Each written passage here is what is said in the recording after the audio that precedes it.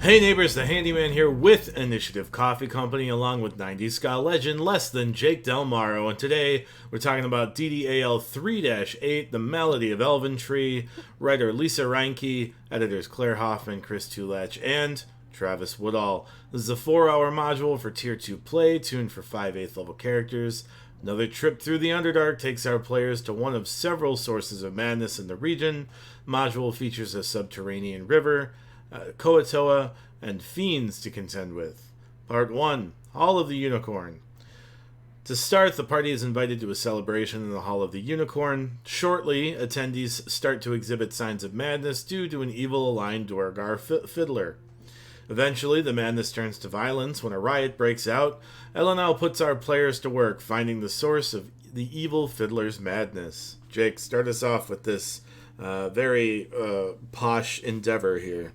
So I want to say that it's really cool as we're going through more and more of these mods, the usage of the denizens of the Underdark, and going in a little bit of exploration. In this case, you have a little bit more backstory about, when you get further in Deep Dwera. You've got other, a city to deal with, but, we'll get through that when we get to further into the mod. As for the beginning,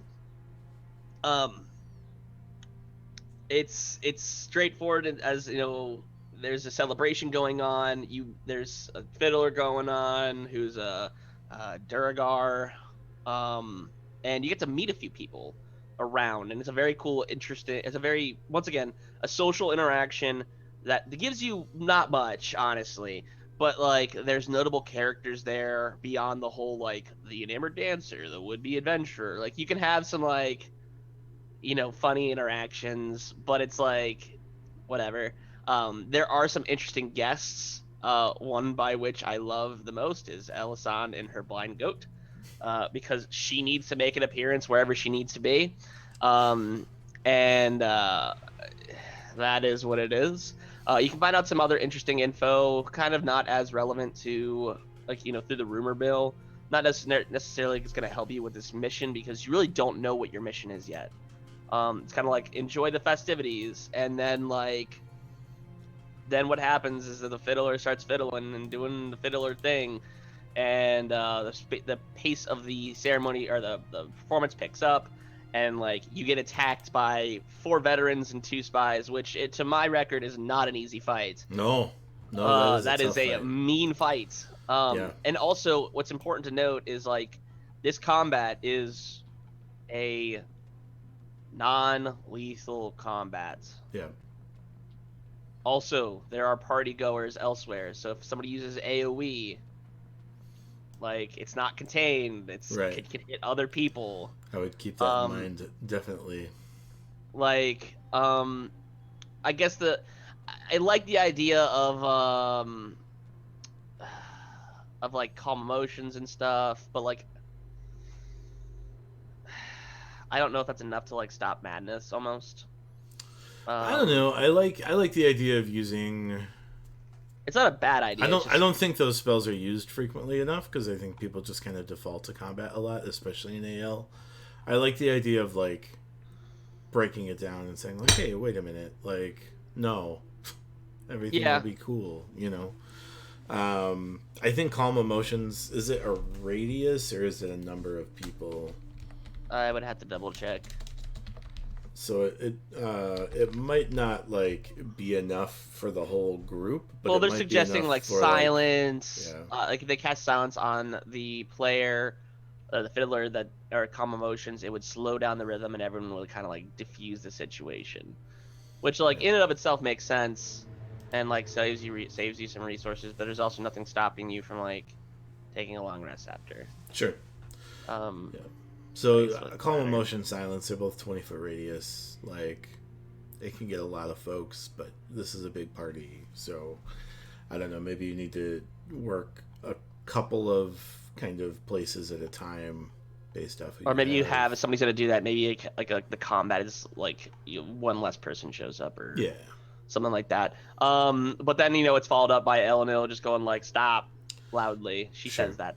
She literally will say enough. And That's that's that. And I she says, then you're go and figure this problem out. Like, Yeah, I don't want to belabor it, but I think like if your players are going to use resources like spells, it should have an impact, right? oh, Like sure. maybe not it might not like avoid the combat, but it definitely should like I guess I should have minimize, clarified shrink. that. Yeah, Yeah. yeah. But yeah, I think that's pretty straightforward for part one. Just make sure that you're aware that it's non-lethal. That as soon as people look like they might die, Eleanor's going to step in and put an end to everything. And then you can head into part two. Going down the way down, the party boards a raft and heads downriver. While sailing, they encounter a group of friendly Katoas watching out for mind flayers. As the party continues downriver, they encounter a dam blocking their path that needs to be destroyed. The section ends with back-to-back encounters with Umber Hulks and a mind flayer and its slaves. This is two combats, one right after another, that neither of which are particularly mild. Where are we? What's the best approach here, Jay? So we're not talking about the Koatoas. No, the Koatoas you can get information about. Yep. And they don't want to fight. You meet Shulpop and Shaga, who are both Koatoa that are like, they give you some information about the mind flayers and the Duragar. They give you a little more details about Zortugra, the city of Dwargar the city, yeah. yeah, the Duragar city. Ugh. You'll have a special mission where you have to kind of undam the dam, which is not fun. Umber Hulks suck. Where, it's a difficult combat. Mm-hmm. Like, you have to... The map does not lend itself to the amount of detail or the space required for some of these things because, like, either it was like stumped almost, or like it was just like not far enough out. So maybe make the map a little bigger if you're doing grid play or even online play. I think a lot of modules forget that when you put large monsters in a combat, you have to leave space for large monsters in the room that combat's in. Like, this is not the first time that has been an issue. And it's like, it immediately, like, okay, like for instance a fireball or any kind of AoE spell hits all of them. Mm-hmm. So like maybe you increase the size. And the other thing to note is like this is a major river. Yeah. Like, and like 3 Umber Hulks damned the thing. Right. So like either make it just wider so like it's not so easy to hit all of them at once, or the other thing to do is make them burrow and come out of the walls. Mm-hmm. That's way you can get to their back line, because the most frustrating thing, and I hate saying this is a player versus DM thing, the most annoying thing I hear from a player is typically a wizard in the back line saying, "Oh, I didn't take any damage that combat." That is one of the things that immediately makes me start targeting someone. Mm-hmm. Because it's like, brother, if somebody gets to you, there are a level of things that happened that are bad before this happened. Like your fighter's down, your barbarian's down. Congratulations, you chose a class that doesn't typically get hit, and surprisingly, you did not get hit. I don't know. And then the next combats are going to go straight for you. Right. Like, I'm gonna make sure the trap only goes off on the lightest person in the party, and it's gonna be you, buddy. But that's just maybe my personal feelings towards people that say that kind of stuff, because that means you're not here for the game. You're here for just throwing dice, which whatever. Yep. Then you're followed up with the Mind Flayer combat, which he will give up after he'll just go after his slaves are killed, or after he's down to like 25 hit points, he quits. He's like, sorry, my bad. Yeah. I like the idea that like they, once again, it kind of goes back to like the thing a few episodes ago. It's like they see when they should stop. And they're very focused on self-preservation. Yeah. So like, you really don't see it as much in, I'll say, like, above ground combats. A lot of them are like fight to the death, and there's not much of like the whoa, sorry, my bad, like, sorry, can we like talk about it? Like, there's not as much of that versus just fight to the death. Yeah. And I do really enjoy that component, because like you'd be like, someone's like, I'm gonna kill him, and he's like, chill, brother. And then he gives you info, and also like he allows them to like if one of the Duragar survive, he's like, yeah, go ahead, like go into your game if you want. I don't really care. Right. And for saving him or for not killing him, there's extra stuff on him, and I really do. Well, no, there's not. Technically, he'll have it if you kill him or not. But I like the idea of like you kill him and the stuff's gone, or he uses the stuff if you're gonna kill him. Right. Like you get two good items, like two like consumable items. So like, and then at that point he's like, go do whatever the heck you want. I'm gonna go be a mind flayer in the Underdark. Right, I'm like, gonna go mind flay it up. I'm gonna go eat somebody else's head. It's not yours because clearly you'll kill me. Like, I don't know. That's just me on that one. But after that, you're headed to Zortagra and part 3. Yeah, part 3, the Dwergar of Zortagra. Eventually, the party reaches the gate of the Dwergar city of Zortagra. They'll need to enter by convincing the gatekeeper to let them through, or by breaking through.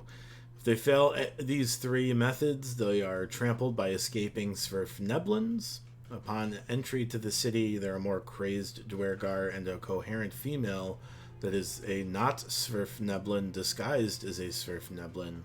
She leads the party to a nearby temple, or they make it there themselves and find a Dwergar, Daleen Dwerna, who believes herself to be the reincarnated deity, offering mushroom tea made from a spooky demon samovar. After a fight with a Glabrezow, Daleen notes that the samovar and evil fiddle came from a raid on Meramidra, where the fire giants are amassing a large supply of weapons. Very ominous, Jake. Yeah, I mean, it's not like we've already been there once. But the one thing I want to say is, if there's not a good way of going out, and that way is death by trampling of some near Neblin, I don't know if there is any other way I want to die, honestly. It's, it's a nice fail state condition that, like, you've tried the 2 methods of breaking down the gate. A bunch of just small people. You've tried negotiating your way in. The gate opens, but there's a consequence, and it's 24 Svirfneblins sprinting over you. So I do think that's hilarious. Also, it's so goofy. Like, okay, so the guy that's guarding the gate pretends to be like a commander, and he looks like not a commander. And then, like, when he's about to say something, he gets shot in the back of the neck. Like, there's just some really goofy instances in box text that, like, it almost seems like an SNL skit, where it's like he's about to do, like, out dead. And our experience with it was you guys got through without getting trampled by a bunch of Svirfneblin, which was nice. Frankly disappointing. But it does really go to the fact, like, there's not many opportunities where you get to go into a holdout city. I don't know if you want to call it a city. It's like a town. Yeah. A Durgar town. Yeah, I think the big lesson in this section is this idea of, like, fail state conditions, right? Yeah. Like, this idea of, like, don't let a single failed skill check end your adventure. Right? Yeah. So, like, every check leads closer to success with consequences. I think this is a good example of that. Yeah. I wish they had more. I wish it was much more similar to, like, hey, you had a 12, the DC was 13. How would you like to fail pass? Like, like that kind of thing. Like, oh, you'll take extra damage or something like that. Which isn't really a mechanic in D&D at the moment, but could be at your table. Frankly, yeah. I mean, I don't think technically, if you're running it at AL, you can't do that. But like, but you could probably do that. You could probably do that. But continuing on, it's like this lady, whatever she is, she's continues like helping you out, and like it gives you the illusion, because if I remember correctly, there's no more maps in this mod. It's kind of like there's no map of the town. Yeah. So like, they give you the idea of a town is here, but like at the same time, I don't feel like there's a town, like a even a city here. It's like there's a couple roads, and like you had to hide and stuff like that, and like eventually, or like it's probably like a temple and like 3 outbuildings of the temple. Yeah, like... and it I don't know, they didn't do enough here, in my opinion. Like, they gave a lot of it, like, as I expected of a Duragar entrance. There's a lot going on. But then like you get past and you're like, what the hell is in here? Like there's nothing here. It's like once you pass the gate, there's a buffer screen that you're like waiting for the rest of the what's town happening? to populate. And then the the file corrupts, and then you're just at the very end. Like and then you somehow show up at the temple. Yeah. And like, I'm not. As far as this goes, it's pretty straightforward as a DM thing. There's not really anything crazy going on. You encounter this like pyramid sort of thing, which I try to draw a map for, and like, I don't know. I don't feel like you're wrong in any situation here. Just drawing they're telling you that there's a pyramid, a height of 100 feet, center room is 80 feet by 60 feet, so you have like some ideas of how big this thing is. Yeah. So like if you draw it, great. I think it might help, but it also might just muddy the waters. I'm not a huge fan of Theater of the Mind because I, as a DM, like seeing where people are at and where my characters are at. Like, because then the one thing I hate in Theater of the Mind is getting hit with an AoE spell when I thought I was far enough away from someone, and I thought I had dictated that to, or explained that enough to my DM, and then I get hit with a meteor swarm, and I'm like, why am I playing tier 4 and not on a playmat? Like, stuff like that. Yeah. So, I would probably try to draw a map. But then it's not super tough, right? It's a couple of buildings. It's a square, like. Yeah. So like this final fight, it's a Globrazu, it's a succubus, and 4 shadow demons. It's not an easy fight. But it's not a super hard fight either.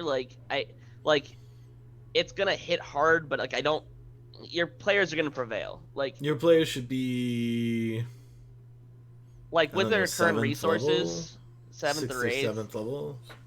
Yeah, between the 6 to 8 range, and I think your characters should be fine. It's gonna be tough, but look at the stat blocks beforehand. There's also a lot of doesn't show up till 2nd round, so you could have killed something beforehand. Yeah, there's also a lot of cool stuff that happens with those monsters that makes it worth running. Yeah, I would say that more importantly, there is room for conversation before combat, where they're just kind of where the succubus is just stroking her own ego, which allows stuff to happen and things to move, which could in turn be in certain spots. So maybe you're a wizard, it doesn't feel so conveniently secure as a shadow demon is near them. Also, a samovar is a metal urn, often of brass, with a spigot near its base. I didn't know that. For everyone other than the author of this module who didn't know what a samovar was. Yeah. I faked it until I made it. Right. Other than that, I think it's as it goes back, there's a very interesting there's a background to the mod with being the Deep Dwera, just the entire, once again, the backstory of it, I think is more interesting than the combat itself. I like the fact that this woman thinks she's Deep Dwera. And believes it. This is not a scam she's running. She is. Yeah, she thinks she's the one. She is the reincarnated deity. Deep Dwera, which is super funny. Yeah. And other than that, I don't think there's really too much. Just read your monsters. Make sure you know the mods. Be familiar with the abilities. There's enough cool abilities that you should really show them off. Yeah, agreed. But that's really it for me. After meeting the assumed reincarnation of a Dwargar deity, the party has made a potential ally in a future battle, determine the source of madness of Bedevil the Hall of the Unicorn, and can return to Elventree to report. So there it is, DDAL 3-8, the Malady of Elventree. Thank you so much for listening to some advice on how to streamline and run it at your tables. Be a good neighbor, give us a thumbs up, and subscribe. Toll the Dead for notifications. Find us on Twitter, Instagram, Facebook, and Patreon. And from now, until the next time, roll together.